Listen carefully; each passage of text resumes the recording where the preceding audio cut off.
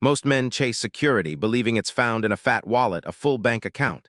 True wealth, we think, is purely financial, a fortress against life's storms. There was a man who believed this more than most. That was Dale, 48, a factory worker. His frame, honed by decades of lifting, was wire and sinew. His uniform, perpetually dusted with steel grit, clung to him. You could read 1,000 shifts in his hands. Gnarled knuckles, scarred palms, nails perpetually grimed. His face, a map of creases, usually set in a neutral expression. But in his tired eyes, if you looked close enough, you'd catch a flicker, an exhaustion deeper than just a long day's work. The alarm clock didn't so much ring as it clawed him awake at 5 a.m. every morning. Not a chirpy tune, but a harsh, mechanical buzz that felt like a drill to the skull. He'd swing his legs out of bed, the same side, the same way, and the old floorboards would creak a familiar complaint under his weight. The house was quiet, always quiet. Just him. The stale air of the night would hang heavy, smelling faintly of old coffee and a faint, metallic tang he couldn't quite place, probably carried home on his clothes from the plant. He'd shuffle to the bathroom, the cold linoleum biting at his bare feet, splash water on his face, shave with the methodical precision of a man who'd done it thousands of times. No rush, no one waiting, just the mirror reflecting back a face that looked a little more worn each year, a little more settled into its grooves. Coffee, black and strong, was next. A piece of toast, maybe. Never anything fancy. Frugality was a religion to Dale, preached daily by the bills that arrived like clockwork in the mailbox. The drive to the factory was a blur of pre-dawn streets, the same potholes, the same faded storefronts. The sky, a bruised purple, slowly lightened to a weak gray. He'd pull into his usual spot in the sprawling lot, another nameless vehicle among hundreds, and walk through the gates. The factory floor was a symphony of chaos. The clang of metal, the hiss of steam, the roar of machinery that vibrated through the concrete and up into his bones. His station, the stamping press, was his domain. Day in, day out, the same motions. Feed the metal sheet, press the pedal, watch the die descend, retrieve the stamp part. Repeat, hour after hour, shift after shift. The rhythm was hypnotic, mind-numbing, a slow erosion of thought. He welcomed it sometimes. It kept the other thoughts at bay. Money, that was the game. He worked every extra shift he could get, picking up Saturdays, staying late, anything to pad the numbers in his savings account. He watched his bank balance grow, a slow, steady climb like a glacier moving. It was his bulwark, his shield. He'd sit at his chipped kitchen table, the lamp casting a yellow pool on the pile of envelopes, meticulously balancing his checkbook. Mortgage payment, utilities, grocery receipts, a small amount for gas. Every penny accounted for, every expenditure questioned. He rarely bought anything new. His car was old but reliable. His clothes worn but clean. Entertainment was a beer in front of the TV alone. He had this small, modest house tucked away in an older, working-class neighborhood. It wasn't much, but it was his, and it represented security, financial security. That was the only kind that mattered, he'd always told himself. It was the only thing you could truly rely on. People, they came and went.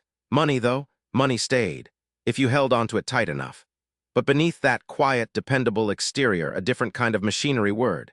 A deep-seated fear of being stuck, of waking up at 65 and finding he was exactly where he was now, only older, more broken. It was a cold dread that would sometimes grip him in the dead of night, when the house was at its quietest and the factory noise couldn't drown out his own thoughts. He'd lie there, staring at the ceiling, picturing the endless conveyor belt of his life, each day identical to the last, leading nowhere new. There was a quiet hope, too, buried so deep he rarely acknowledged it.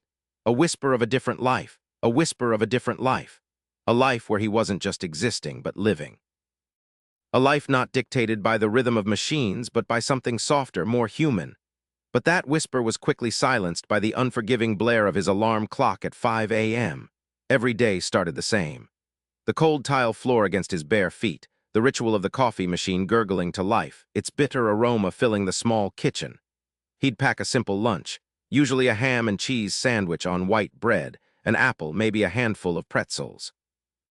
His thermos, scarred with years of use, would be filled with the strong, black coffee. His movements were precise, economical, honed by decades of repetition. There was no wasted motion, no lingering in the quiet house. By 5:30 a.m., he was in his beat-up Ford, the engine groaning to life, protesting the early hour almost as much as he did. The drive to the plant was short, through streets still draped in pre-dawn gloom, past other modest houses with their own single lights burning in kitchens, signaling the start of another shift for another working man. He'd see the same faces at the time clock, nod once, a silent acknowledgement of their shared fate. Inside the factory, the world exploded into noise. The clang of metal, the hiss of hydraulic presses, the relentless hum of conveyors. Dale worked on the line, operating a stamping machine that churned out identical parts, hundreds, thousands of them, hour after hour. His hands, thick and calloused, moved with an almost unconscious efficiency, feeding sheets of steel, pressing the foot pedal, retrieving the finished piece over and over again. The air was thick with the scent of oil and hot metal, a smell that had become as familiar as his own breath. 8 hours bled into eternity. The clock on the wall, visible over the foreman's office, seemed to mock him, its hands barely creeping forward. He'd watch the dust motes dance in the harsh fluorescent lights, his mind numb, his body aching. Lunch break was a solitary affair, eaten in a corner of the break room, his back to the chatter of the younger guys, their conversations about sports or cars feeling alien and distant. He was an island drifting. He'd finish his shift, punch out, and the noise would slowly recede as he drove home, replaced by a dull ringing in his ears.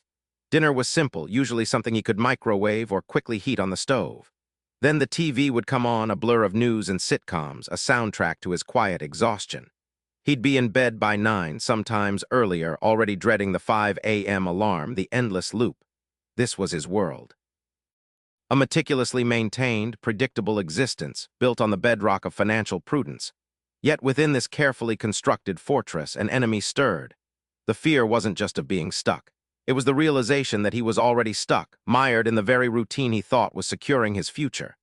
He'd look at the older men on the line, men who had started at the factory when he was just a kid, their faces etched with decades of weariness, their movements slower, more painful. He saw his own future in their slumped shoulders, a reflection he desperately wanted to avoid. And that whisper of a different life? It wasn't a grand dream of travel or fame. It was simpler, more fundamental. A life where he felt less alone. A life where he wasn't constantly looking over his shoulder, guarding his meager savings like a dragon on a hoard. A life where he could talk to his daughter, Sarah, without the conversation dissolving into strained silence or unspoken accusation. He missed her more than he'd ever admit.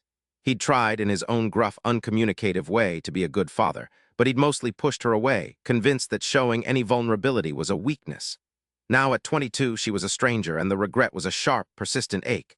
He'd wanted to be better, to do better than his own old man, who'd frittered away what little they had. So he'd gone the other way, holding on to every cent, building a wall of money around himself. But that wall, he was slowly realizing, kept more out than it kept in. It kept out joy, kept out companionship, kept out the very things that might have made that different life feel within reach. He'd catch glimpses of families laughing in parks, neighbors chatting over fences, and a pang would go through him, a yearning he immediately suppressed. Nah, he'd tell himself, that ain't for me. You gotta be tough in this world. Rely on yourself. But late at night, in the echoing silence of his small house, the doubt would creep in, a cold, insidious dread. Was this really strength? Or was it just lonely? He didn't know how to change it, or even if he could. Who was he, Dale, a factory worker, to suddenly become someone else? The idea felt foreign, impossible. He was a quiet observer, always had been, just watching life happen from the sidelines. The day it happened started like any other Tuesday. 5 a.m., the whistle shriek, the smell of grease and metal dust. Dale was on the line, feeding sheet steel into the press, the rhythmic thump-clang a familiar heartbeat in his bones. For 27 years, those sounds had been the backdrop to his life, a constant, predictable hum. He knew every lever, every gear, every quirk of the ancient machines. But even the most predictable things can turn on you. It was mid-afternoon. A new kid, fresh out of high school, was struggling a few stations down, trying to clear a jam. He was fumbling, eyes wide with panic. Dale, always the quiet observer, watched him for a second too long. He barked out a warning. "Hey, watch your grip!" But it was already too late. A piece of metal, sheared off at an odd angle, kicked back from the press he was operating. Not fast, not violent, but just wrong. It caught him low, just above the ankle. A dull thud, not a scream, but a sickening crunch that he felt more than heard. Time seemed to stretch then, thick and slow as cold molasses. He looked down, saw his boot was twisted at an impossible angle. A searing pain shot up his leg, stealing his breath. The new kid was frozen, white as a sheet, staring. Other guys rushed over, faces a blur of concern and grim understanding. Someone shouted for a supervisor, someone else was already calling 911. Dale just sat there on the oily floor, propped against the cold metal of the machine, trying to breathe past the agony. His leg throbbed, a drumbeat of pure suffering. All he could think was, I can't believe this. Not here, not now. His entire world, built on the steady rhythm of work, was suddenly, violently off-kilter. The ambulance ride was a blur of flashing lights and sterile smells, ending in a sterile white room and a doctor's grave face. Broken, compound fracture. Months. Months, the word hung in the air like a death sentence. His careful edifice of financial security, built dollar by dollar, suddenly felt like a house of cards. The first few days were a fog of pain medication and restless sleep. Then came the true dark night. It wasn't just a night, it was weeks. Weeks of lying in his small bed, the leg elevated, encased in plaster and bandages, a dead weight. The factory sounds, once a comfort, were now a distant, taunting memory. The 3 a.m. hour became his personal hell. The house was too quiet. The silence pressed in on him, amplified the throbbing ache in his leg and the even deeper ache in his gut. He'd stare at the ceiling, the same cracked plaster he'd seen every night for 20 years. The pain pills only dulled the physical agony. They couldn't touch the gnawing fear that was eating him alive. He couldn't work. He couldn't even get himself a glass of water without a monumental effort, dragging himself across the floor, every movement a fresh jolt of agony. His small savings, his pride and joy, began to drain away like water from a sieve. Rent, utilities, food, co-pays for physical therapy. Each deduction was a fresh wound, far deeper than the one in his leg. He had always seen that money as his shield, his impenetrable fortress against uncertainty. Now it was just numbers dwindling on a screen, impotent against his immediate crippling needs. He remembered a day just a few weeks before when he'd scoffed at a coworker asking for a favor, a ride to the doctor for his wife. Ain't got time for that, Dale had grunted. Everyone's got their own problems. Now he was the one with problems and no one to turn to. He had built his life on self-reliance, on the notion that needing help was a weakness. And here he was, weak. Pathetically, utterly dependent. He was alone, truly, utterly alone. A raw, unfamiliar wave of despair washed over him.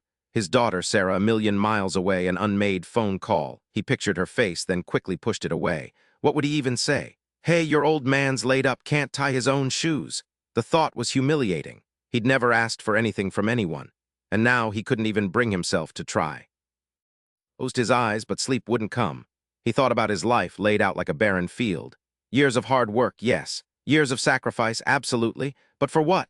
To be stuck here, a prisoner in his own home with a broken leg and a rapidly dwindling bank account. His fortress was useless. It couldn't bring him a meal. It couldn't drive him to therapy. It couldn't even fetch him a clean shirt. Money, he'd always believed, was the answer. Money was security. But right now, money was just a number, and he was starving for something else entirely. He was starving for a connection, for a voice, for a hand to hold, even just for a few minutes. He felt the cold truth settle deep in his bones. All that wealth he'd meticulously accumulated, it was just paper. It was hollow. It didn't mean a damn thing when you were truly down and out. He was stuck. And for the first time, he admitted to himself, not just his leg, but his whole damn life felt utterly, completely broken. And it was all his fault. That pit in his stomach, the one he'd always ignored, dismissed as indigestion or just the fatigue of another long shift, now pulsed with a cold, clear dread. This wasn't just a broken leg. It was a broken life, staring him down from the grimy walls of his small, silent house. All those years, all those extra hours under the humming fluorescent lights of the factory floor, the skipped lunches, the lonely nights spent poring over bank statements, watching the numbers climb like a desperate mountain climber. It was all for this. To be laid low, utterly useless, with nothing but paper to show for it. A different kind of enough settled over Dale then, heavier than any regret, sharper than any pain. It wasn't an angry shout, not a frustrated curse thrown at the ceiling.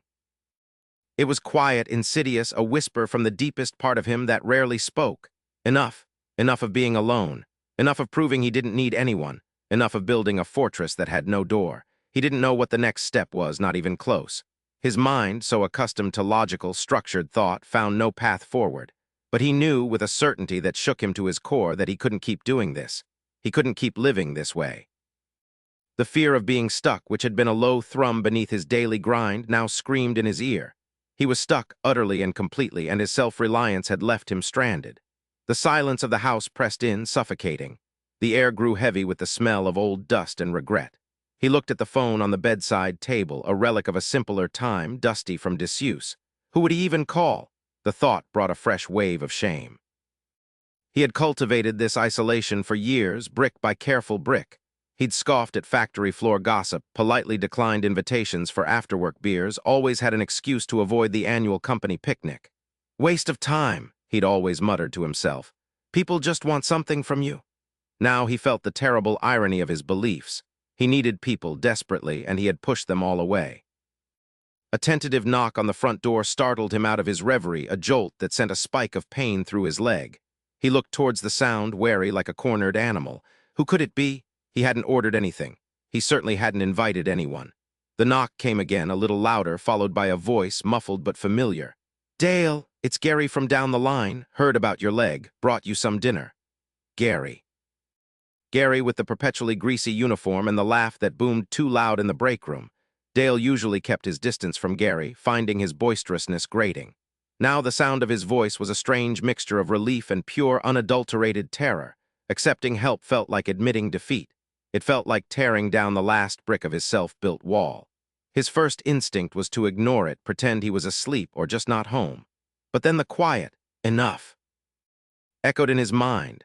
He looked at the phone, then at his useless leg. He looked at the uneaten cracker crumbs on his nightstand, the hunger pangs a dull ache. What was the alternative? To starve? To sit here alone in his misery, clinging to a pride that was actively making him suffer? With a grunt, he started to push himself up, bracing against the headboard, his good leg straining. Every movement was a chore, a slow, painful ballet of gritted teeth. He couldn't just hobble to the door. He didn't have his crutches near. He swallowed hard, a dry, bitter swallow. "It's open, Gary," he croaked, his voice raw from disuse, a little louder than he intended. He heard the creak of the front door opening, then the heavy shuffle of footsteps. Gary's voice boomed from the living room. "Dale, you in here, buddy?" "Bedroom," Dale managed, wincing at the sound of his own weakness. He closed his eyes, bracing himself. This was it, the first crumbling of the wall. He felt a profound sense of humiliation, a prickling heat across his face. But beneath it, a tiny, almost imperceptible tremor of something else stirred. It felt like a breeze, the smallest breath of fresh air in a room that had been sealed shut for too long. He didn't know what to do with it. He only knew he hadn't pushed Gary away. He hadn't refused the help. He had let someone in, and the world hadn't ended. Not yet, anyway. Gary found him propped against the headboard, eyes closed, a faint flush on his cheeks. He didn't say anything, just set down a large plastic container on the rickety bedside table. The smell hit Dale first, something savory meaty with a hint of onion and garlic. Chili, real chili, not the canned stuff. "My wife, Brenda, she insisted." Gary rumbled, pulling up the only chair in the tiny room, a worn wooden thing Dale usually used for stacking clean laundry. "Said you needed some proper grub." Dale opened his eyes, feeling the heat rise in his face again. He tried to mumble a thank you, but the words felt thick, like he was choking on them. Gary just nodded, unscrewing the lid.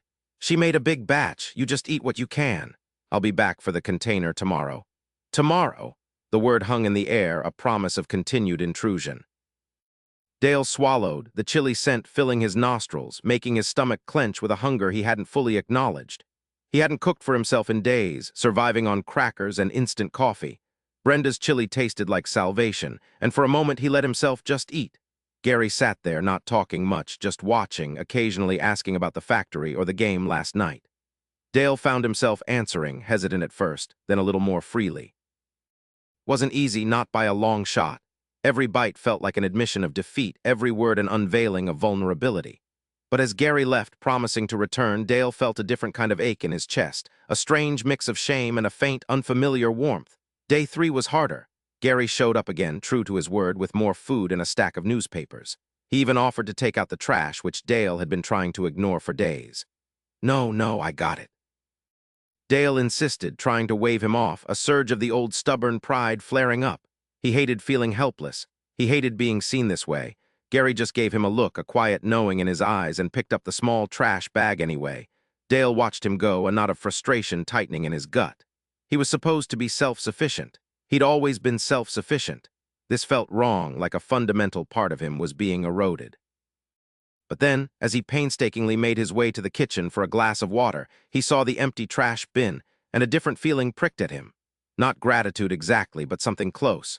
a grudging acknowledgement that the world wasn't quite as dark when someone else was carrying a load he couldn't. By day 7, the parade of kindness was starting to feel like a siege. Old Mrs. Henderson from next door, whom Dale had barely exchanged a nod with in 20 years, brought over a casserole. Young Timmy, who sometimes mowed lawns in the neighborhood, offered to pick up his groceries. Even Carl, the grumpy supervisor from his line, called not to talk about work but just to check in. Each interaction was a battle against his own instincts. His internal monologue was a constant stream of, "I can handle it. I don't need help. They probably just feel sorry for me." There was one afternoon when Timmy called, asking if Dale needed anything from the store. Dale was having a particularly bad day. His leg was throbbing, the painkillers weren't touching it, and the walls of his small house felt like they were closing in. "Nah, I'm good, kid." Dale snapped into the phone, his voice gruffer than he intended. "Got everything I need." He hung up, immediately regretting it. An hour later, he realized he was completely out of milk. He'd wanted cereal, a simple comfort, but now he couldn't even manage that. Frustration boiled over, and he threw the empty milk carton across the room.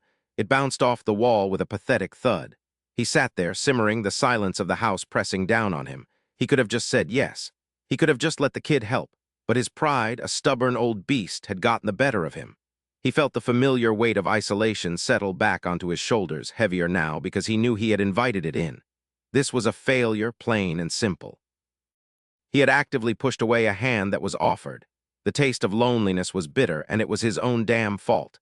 2 weeks in, the factory injury wasn't healing as fast as he'd hoped. The doctors used a lot of big words, but all Dale heard was, "longer than expected." The savings account, once his unshakable fortress, was looking thinner than an old man's hairpiece. The constant presence of people, despite his internal resistance, had become a strange kind of routine. Gary still came, Mrs. Henderson still brought food, Timmy still called. It wasn't comfortable, not exactly. Every time someone knocked, Dale still felt that surge of panic, that instinct to retreat. He still woke up at 3 a.m., staring at the ceiling, wondering if he was just becoming a charity case, a burden on these people who surely had better things to do. He almost quit. Not quit recovering, but quit this whole charade of letting people in. He almost called Timmy back and told him to stop calling. He almost put a "no solicitors" sign on his door, mentally extending it to Mrs. Henderson and even Gary. He felt like he was losing himself, that his self-reliance, the core of who he was being chipped away. He was tired of the pity, tired of the awkwardness, tired of feeling like he owed everyone something. He just wanted to be alone again, to lick his wounds in peace like he always had. He imagined the silence, the familiar, comfortable silence he'd cultivated for decades. It beckoned to him, a warm, dark blanket. But then, one evening, Gary came over, not with food this time, but with a battered toolbox. "Heard a drip under your sink last time I was here," he mumbled, not looking at Dale directly, just heading straight for the kitchen. "Figured I'd take a look." Dale watched him, an old man in a threadbare shirt, kneeling on the linoleum, flashlight in hand, grunting as he tightened a pipe. Gary wasn't asking for anything. He wasn't looking for thanks. He was just doing. And watching him, something in Dale's chest, something deep and stiff, gave way a fraction. It wasn't pity Gary was offering. It was just help. Practical, no-strings-attached help. It wasn't about Dale's weakness. It was about Gary's strength, or maybe just his decency. And in that moment, seeing the steady, sure movements of his friend fixing a leaky pipe, Dale knew he couldn't go back to the way it was. He couldn't retreat into the darkness, not when there were small, quiet lights flickering all around him. He didn't know how to navigate this new landscape, but he knew, with a certainty that surprised him, that he wasn't going to shut the door on it again. He would keep fighting, not against them, but against his own ingrained fear. He just had to keep showing up, even if it meant being seen, being helped, being a little bit less alone. The leak was fixed. Gary stood up, wiping his hands on a greasy rag, gave a nod, and ambled out the door with a mumbled, "See ya, Dale." Dale just stood there in his kitchen, the faint smell of pipe sealant hanging in the air. The silence that returned wasn't quite the same as before. It felt lighter, less suffocating. It held the echo of a kind voice, the creak of old knees on linoleum, the clink of tools. A few days later, a Tuesday, the doorbell rang. It was Mrs. Henderson from 2 houses down, a wiry woman with a permanent set to her jaw that made her look perpetually annoyed, but who had dropped off a casserole just last week. This time, she held a plastic container. "My tomato plants went wild," she said, thrusting it towards him. "Got too many. You like sliced tomatoes." Dale looked at the perfectly ripe ruby-red slices, glistening slightly, then at Mrs. Henderson's face, which he noticed for the first time held a flicker of something close to shyness. He usually would have just grunted thanks and taken them. This time he heard himself say, "Thanks, Mary. Got any plans for those extra zucchini you got growing?" He gestured vaguely towards her yard. "Could use some in a stir-fry if you're looking to get rid of a few." A slight widening of her eyes, a softening of her jaw. "Well, I do have a few you cook, Dale?" she asked, a hint of surprise in her voice. "Sometimes," he mumbled, and for the first time in a long time he felt a faint flush. He wasn't just taking. He was offering an open door, however small, for a future exchange. It felt different. Not like a burden, but like a thread, delicate but real, connecting him to her. The factory called a week later to check in. They expected him back on light duty in another month. The physical therapy was going slowly but steadily. Each day, he made himself do the exercises, a new kind of grit burning in him. And each day, he started making small, deliberate moves towards the world outside his four walls. He started going for slow walks around the block, nodding to neighbors he'd previously ignored. He saw the kids playing street hockey, heard their shouts, felt the cool autumn air on his face, and didn't rush back inside like a mole. One Saturday morning, he saw Gary trying to wrestle a recalcitrant lawnmower out of his shed. Dale hesitated, a familiar wave of reluctance washing over him. "Mind your own business, Dale. He's fine." But then he remembered the steady hands under his sink, the quiet decency. He took a deep breath. He walked over a little stiffly and offered, "Need a hand with that, Gary? My arm's not much good for heavy lifting, but I can probably start it for you." Gary looked up, a grimy smile breaking through the grease on his cheek. "Dale, good to see you up and about. Sure, if you don't mind. Thing's been giving me fits." And Dale, the man who'd once believed true strength was self-reliance, found himself kneeling, guiding Gary's hand to the choke, offering advice on the spark plug, working with someone instead of alone. It was small, a single shared moment over a sputtering engine, but in it, Dale felt a warmth spread through him that no amount of saved pennies ever could. A few more weeks passed. Dale was still Dale, quiet, observant, still preferred a good cup of coffee on his porch over a crowded room. But something had fundamentally shifted. He wasn't retreating into his shell anymore. When his phone rang and it was Ken from the third shift, not asking for anything, just calling to see how his shoulder was healing, Dale didn't cut the conversation short. He talked, really talked, for a good 10 minutes, sharing a laugh about a notoriously clumsy new guy on the line. He even started making small changes to his house. Not big renovations, but little things. He fixed a broken fence post for Mrs. Henderson, not because she asked, but because he saw it needed doing. He helped Gary prune an overgrown rose bush that was scraping against his window. These weren't grand gestures. They were just being there, being present. He found himself looking for ways to contribute, to connect, to simply be a part of the tapestry of his neighborhood instead of an outsider watching from the fringes. His face still carried the marks of hard work. The lines around his eyes spoke of years spent squinting at machinery, but his eyes themselves held a different light now. There was a glimmer of curiosity, a faint, almost imperceptible softening. The hunch in his shoulders seemed a little less pronounced. He didn't suddenly become a chatterbox or the life of the party that wasn't Dale, but he listened more intently. He offered small, knowing smiles. He remembered details about his neighbors' lives and asked about them genuinely. One afternoon, he found himself thinking about Sarah, his daughter. He hadn't spoken to her in months, maybe a year. He'd always believed he was protecting her by keeping her at arm's length, by not burdening her with his own struggles, by ensuring he had enough money to never need her help. But what if that wasn't protection? What if it was just another form of isolation, another wall built against the very people who might care? He picked up his phone, the familiar weight of it feeling heavier than usual. His thumb hovered over her name in his contacts. He didn't know what he would say, hadn't planned anything. He just knew that a stack of bills or a bank statement couldn't bring him a casserole, or fix a leaky pipe, or share a laugh over a sputtering lawnmower. And it certainly couldn't bring him the quiet, hopeful ache in his chest that told him maybe, just maybe, it wasn't too late to fix the most important things in his life. He pushed the call button. The ringing sounded impossibly loud in the quiet house. The ringing went on, loud and insistent, echoing in the quiet house like a challenge. Dale's heart thumped a rhythm against his ribs he hadn't felt in years. A mix of apprehension and something he couldn't quite name, a hesitant hope. On the fourth ring, just as he was about to drop the phone, a voice, thin and cautious, answered. "Hello, Dad, is everything okay?" Sarah's voice, a little too wary, a little too distant. Yeah, Sarah, everything's fine, he managed, the words catching in his throat. He paused, searching for something more, something real. Just calling. How are you doing? There was a long silence, pregnant with years of unsaid things. He imagined her, a young woman now, probably at work or with friends, wondering why her notoriously silent father was calling her out of the blue.